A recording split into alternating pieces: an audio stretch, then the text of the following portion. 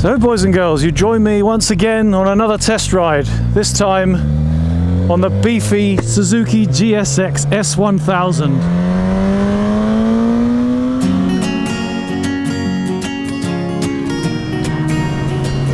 The GSX-S1000 with the same inline 4-cylinder litre engine from the K5 GSX-R, the legendary Jigsaw. In the cockpit we've got an old school style LCD display, black on white, well black on greyish. We've got a horrible flappy keyring, that's annoying, that's not going to last, is it? A piece of paper flapping in the wind, well done lads.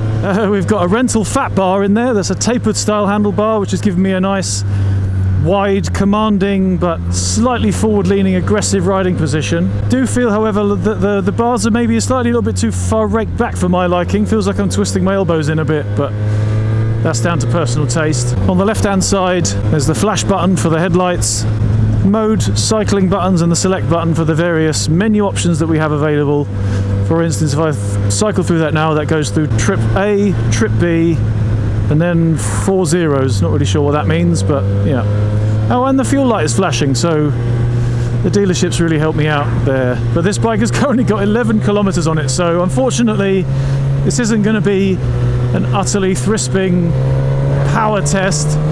I'm not going to be bunging it into the twisties because the tyres are practically brand new. And the insurance excess is £1,500. Which sadly I left my wallet in my other trousers.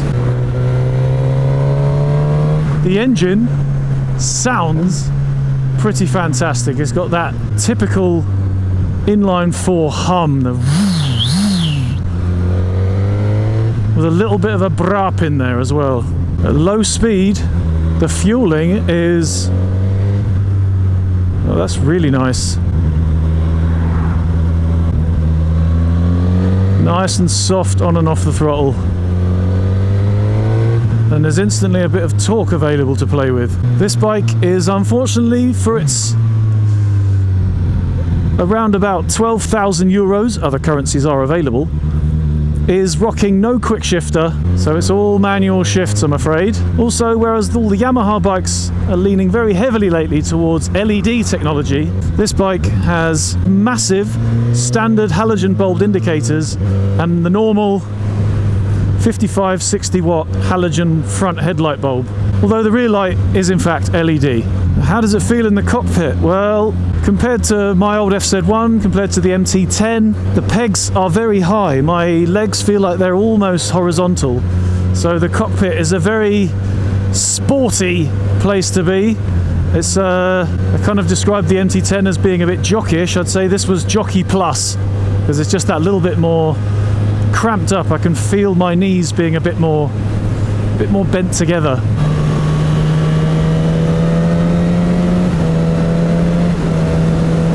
The clutchless shifts on the gearbox are very nice and easy. It just clicks nicely into the next gear.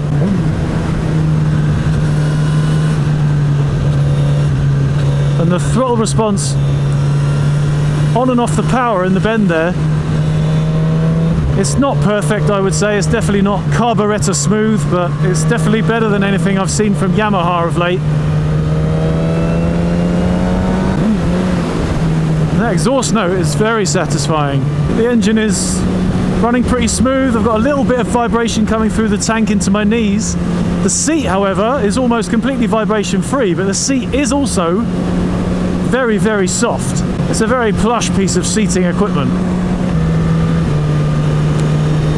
Gearbox is very clickety, I like it. Nice and tight. I do like a good tight box. I know.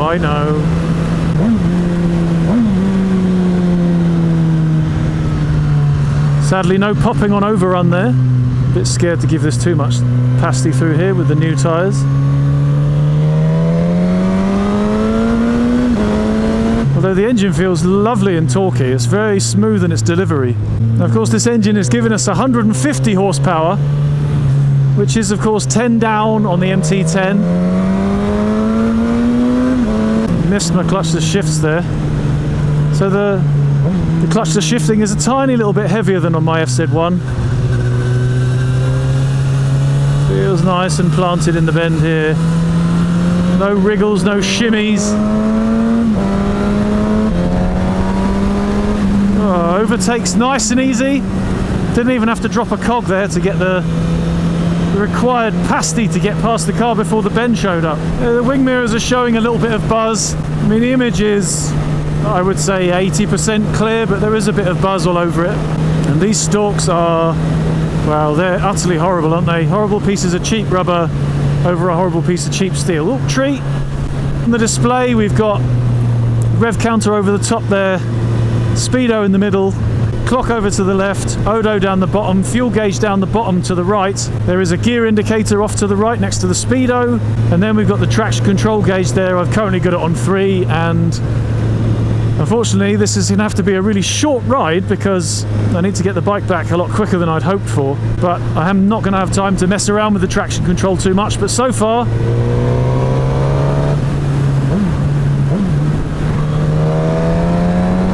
I haven't really noticed it interfering at all,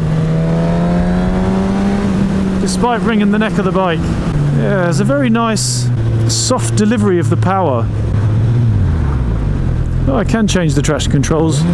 You put the clutch in, you can turn it from off to 1, 2 and then 3, so 4 settings altogether. And this is of course all using this selector button and the mode button on the side here, on the left hand side that is. This bike is rocking Brembo radial mounted monoblock calipers at the front there. We've also got buttons on the top of the dash there, which seem to mimic the same functions as the buttons on the left cluster here. We've also got the options of showing us, using the button on the right, we can change it so that it shows us kilometers per litre and range. Currently rocking a range of 17 kilometers, so better get there soon. This bike also has no cruise control and no electronically adjustable suspension. But as I can see on the top here, it looks like we can adjust compression and rebound damping. Now, unfortunately, it was a very short ride and didn't really get a chance to throw the bike around too much, and it definitely feels very chuckable. I would say it doesn't seem like it's quite as sharp as the MT10 was, which I rode just earlier today. Check the link in the corner there to see the video of the test ride of that bike. So yeah, not quite as sharp as that, but I do feel like maybe I haven't given it enough of a test. But then, as a counter to that, I would say the power delivery of this bike is far better, it's far smoother. Might have a couple less horses in the stable, but putting them down is a lot more predictable, a lot less jerky. So Suzuki have done a great job with the mapping, and just as I would hope from a bike, there's just one mapping setting that seems to do the job just great. And as for all-out acceleration, whoa, yeah. It's got plenty of pasty, and it actually even lifted the wheel a little bit as it got to around 7,000–8,000 RPM there. So even when its legs are stretched right out, this engine has still got plenty of oomph still to give. So there we go. That is the end of my unfortunately very short test of the Suzuki GSX-S1000. Really enjoyed that. There's a lot to think about with this bike. Beautiful power delivery, nice handling, lovely equipment lineup, without a lot of the electrical toys which you might not like from the Yamaha range. But there we go. I've been AndyManCam. This has been the Suzuki GSX-1000. Thank you very much for watching. I'll see you next time. Ta-ra!